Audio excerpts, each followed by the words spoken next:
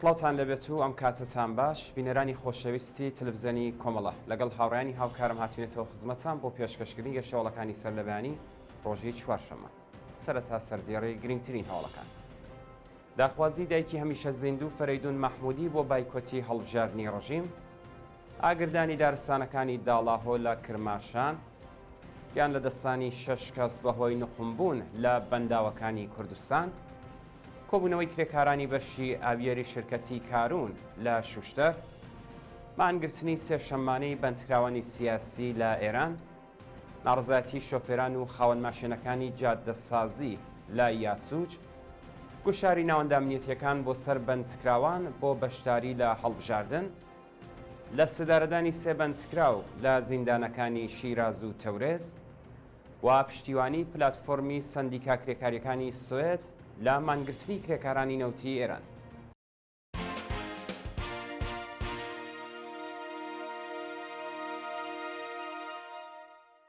درێژەی هەواڵەکان. داخوازی دایکی هەمیشە زیندوو فەرەیدون مەحموودی بۆ بایکۆتی هەڵبژاردنی ڕژیم. دایکی فەرەیدون مەحموودی لە گیانبەختکردوانی شۆڕشی ژینە لە شاری سەخس ڕۆژی سێشەممە 12 پوشپەڕ لە پامێکدا داوای لە خەڵکی کوردستان کرد خولی دووەمی هەڵبژاردنی سەرۆک کۆماری بۆ جاری دووهەم بایکۆت بکەن. دایکی ئەو نەمرە لە پەیامەکەیدا ڕایگەیاندووە کە دەنگدان بە کۆماری ئیسلامی خەیانەتە بە خوێنی گیانبەختکردوانی ڕێگەی ئازادی بەو کەسانەی لە سێدارە دراون، بەو کەسانەی کە بریندار ویان چاویان لەدەستاوە بە بەندکراوانی سیاسی و بنەماڵەکانیان بژی ئازادی و بەرابەری. کوژرانی گەنجێکی خەڵکی بۆکان لە کاتی سەربازی زۆرەملێ. لە ڕۆژانی ڕابردوودا سەربازێکی خەڵکی بۆکان بە ناوی میلاد خزری لە کاتی خزمەتی زۆرەملەی سەربازی بە هۆکارێکی نادیار کوژراوە. بەوتەی سەرچاوەکانی هەواڵ هۆکاری ئەو ڕووداوە و چۆنیەتی کوژرانی میلاد خزری هێشتا ڕوون نییە و بکوژانی ئەو گەنجە ئاشکرا نەکراون. شایانی باسە کە ساڵانە چەندین لاوی ئێرانی بەهۆی گوشارەکانی حکوومەت و ئیجباری بوونی سەربازی هەوڵی خۆکوژی ئەدەن یان لەلایەن بەرپرسانی دژەمرۆیی سپا، پۆلیس و ئەرتەشەوە بە چەک دەکوژرێن. ئاگردانی دارستانەکانی داڵاهۆ لە کرماشان. ڕۆژی سێشەممە 12 پوشپەڕ دارستانەکانی ناوچەی داڵاهۆ لە پارێزگای کرماشان بۆ جارێکی دیکە لەلایەن دژمنانی ژینگەوە ئاگردرا. بەپێی ئەو ڤیدیۆیانەی لە تۆڕە کۆمەڵایەتیەکان بڵاو کراوەتەوە، دەیان کەسی خۆبەخش هاوڕێ لەگەڵ ژینگە پارێزانی شارستانی داڵاهۆ بە کەمترین ئیمکانات هەوڵی کۆنتڕۆڵکردنی ئاگرەکە ئەدەن، بەڵام بەهۆی نەبوونی فڕۆکەی ئاگرکوژینەوە و شنەی بە ئاگرەکە لە پێشڕەویدایە و هێشتا نەکوژاوەتەوە. لە ڕۆژانی ڕابردوودا دایان هێکتار مێرگ و دارستانی شارەکانی ئەیوان، شابات، داڵاهۆ، سەرپۆلی زەهاو، ڕۆانسەر، جوانڕۆ، پاوە، سەلاسی باوەجانی و مەریوان لەلایەن دژمنانی ژینگەوە بە ئەنقاز سووتێنراوە و لە نێوچوو. گیان لە دەستانی 6 کەس بەهۆی نوقمبوون لە بەنداوەکانی کوردستان. لە سەرەتای ساڵی تازەی هەتاویەوە تا بە ئەمڕۆ 18 کەس لە بەنداوەکانی کوردستان نوقمی ئاو بوون کە 6 کەسیان گیانیان لەدەستاوە و 12 کەسیان ڕزگار کراون. بەپێی راپۆرتەکان زۆرترین ئاماری قوربانیانی مەلەکردن لە بەنداوەکانی کوردستان لە شارەکانی سنە، کامیاران و سەقس تۆمارکراوە و قوربانیەکان تەمەنیان لە نێوان 6 بۆ 18 ساڵ بووە. ناڕوونی چارەنووسی بەندکراوێکی خەڵکی نەغەدە لە گرتوخانەی ورمێ.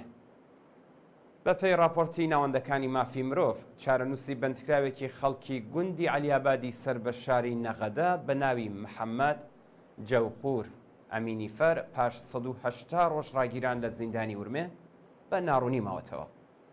محەممەد ئەمینیفەر ڕۆژی دووشەممە 11 بەفرانباری 1402 هەتاوی لە هێرشی ئیتلاعاتی سپای پاسداران بۆ سەر ماڵەکەی لە شاری نەغەدە دەست بەسەر و بێڕێزی بە بنەماڵەکەی کراوە.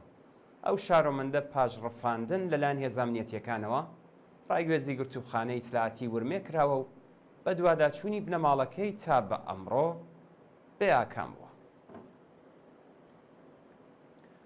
کوژران و برینداربوونی چەند کەس بەهۆی تەقینەوە لە شەنگاڵ. دوانیوەڕۆی ڕۆژی سێشەممە 12 پوشپەر تەقینەوەیەک لە ئوردوگای ئاوەرەکانی شەنگاڵ ڕوویداوە و بەو هۆیەوە ژنێکی تەمەن 37 ساڵیانی لەدەستدا و چەند کەسی دیکە شپریندار بوون. تا کاتی بڵاوبوونەوەی ئەم هەواڵە هیچ زانیاریەک لەسەر هۆکاری ئەو تەقینەوەیە و دۆخ و ژمارەی بریندارەکان لەبەردەستان نییە، بەڵام هێزەکانی پۆلیس و ئاسایش لێکۆڵینەوەکانیان دەست پێ کردووە. شانی باسەکە لە ڕووداوێکی دیکەدا لە گەڕەکی ڕاپەڕینی شاری سلێمانی ئۆتۆمۆبیلێک تەقیەوە و لە ئەنجامی ئەو ڕووداوەشدا 2 کەس بریندار بوون. ئاسایشی سلێمانی هۆکاری تەقینەوەی ئەو ئۆتۆمۆبیلەی بۆمب ڕاگەیاندووە، بەڵام زانیاریەک لەسەر ناسناوی ئەو کەسانەی بریندار بوون بڵاو نەکراوەتەوە. کۆبوونەوەی کرێکارانی بەشی ئاویاری شرکەتی کارون لە شوشتەر ڕۆژی سێشەممە 12 پوشپەر کرێکارانی بەشی ئاویاری و زێکشی شرکەتی کارون لە شارستانی شوشتەر لە ناڕزایەتی بە نەدانی داخوازیەکانیان کۆبوونەوە. بە پێی راپۆرتەکان نزیکەی 150 کرێکاری شرکەتی کارون لە کۆبوونەوەیەکدا خوازیاری پێدانی داخوازیە دواخراوەکان، زیادکردنی ئاستی حەقدەست، گۆڕانی دۆخی پیشەیی، نوێکردنەوەی گرێبەست و بەستنی ڕاستەوخۆی قەرارداد لەگەڵ خاوەنکار بوون. کرێکارانی ناڕازی هەروەها داوایان کرد ئەمنیەتی پیشەیی و بیمەی دەرمانیان بۆ دابین بکرێت. مانگرتنی سێشەممانەی بەندکراوانی سیاسی لە ئێران ڕۆژی سێشەممە 12 پوشپەر دەیان بەندکراو لە بەندیخانەکانی ئێران بە پێی ڕەواڵی هەر سێشەممە دژ بە سزای ئێعدام مانیان لە خواردن کرد.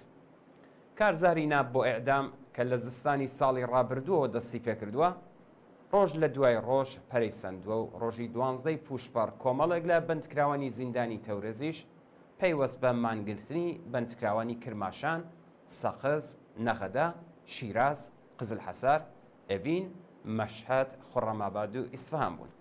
کارزاری ناب بۆ ئێعدام هەڵمەتێکە کە لەلایەن بەندکراوانی سیاسیەوە بۆ کۆتایی هێنان بە سزای ئێعدام لە ئێران ڕێکخراوە و لەلایەن ڕێکخراوە سیاسی و مەدەنیەکان هەروەها چالاکانی سیاسی نێوخۆ و دەرەوەی وڵات پشتیوانی لێکراوە.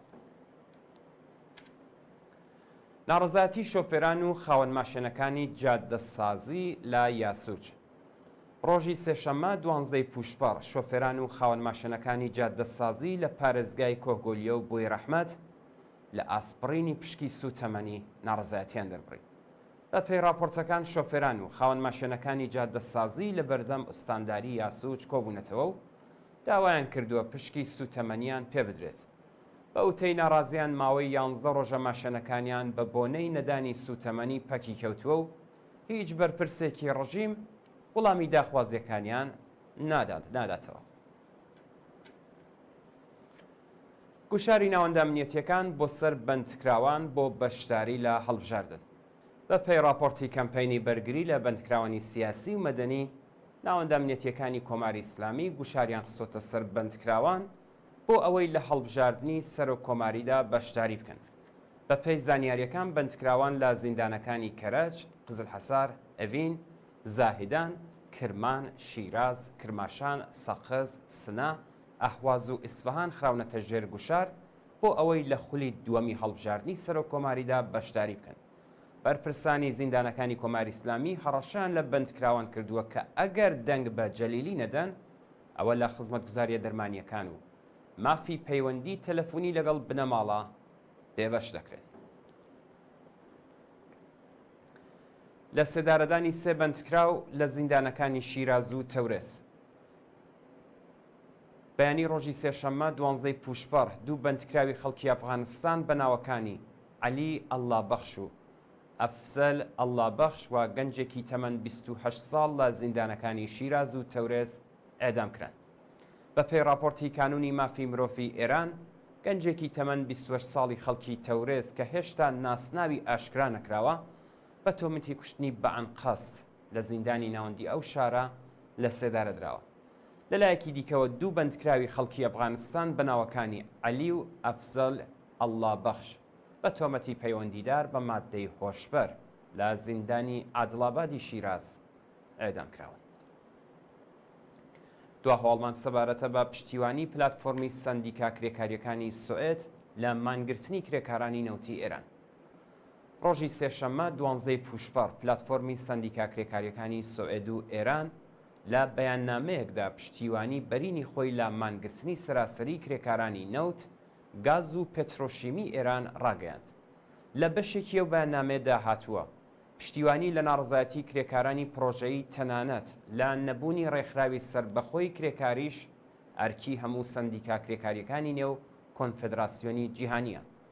پلتفۆرمی سەندیکا کرێکاریەکانی ئێران و سوئد لەسەر ئەو باوەڕەدان کە لە بارودۆخی خراپی ئێراندا نابێت ڕێگە بە دەوڵەت و خاوەنکار بدرێت کە کرێکاران لە ڕێگەی هەڕەشە دەرکردن بڕینی حەقدەست و بۆنی کرێکاری لە خەبات بۆ گەیشتن بە مافەکانی دڵسار بکەنەوە. ئێمە لە هەوڵی ئەوەداین کە لە ڕێگەی بەڕێوەبردنی دوو سیمینار کۆمیتەیەکی تایبەت بە هاوکاری سەندیکا کرێکاریەکان بە مەبەستی پشتیوانی لە خەباتی کرێکاران و زەحمەتکێشانی ئێران ساس بکەین و لەو ڕێگەیەوە کۆماری ئیسلامی ناچارکەین ڕێگە بە دامەزراندنی ڕێکخراوی سربەخۆ بدات تاکو نێونەرانی ڕاستەقینەی کرێکاران لە دانوستانی جیهانی کار بەشداری بکەن. بەڵازیزان و خۆشەویستان گەشتیاڵەکانی سەرلەبانیتان پێشکەشکرا. کاتێکی باش.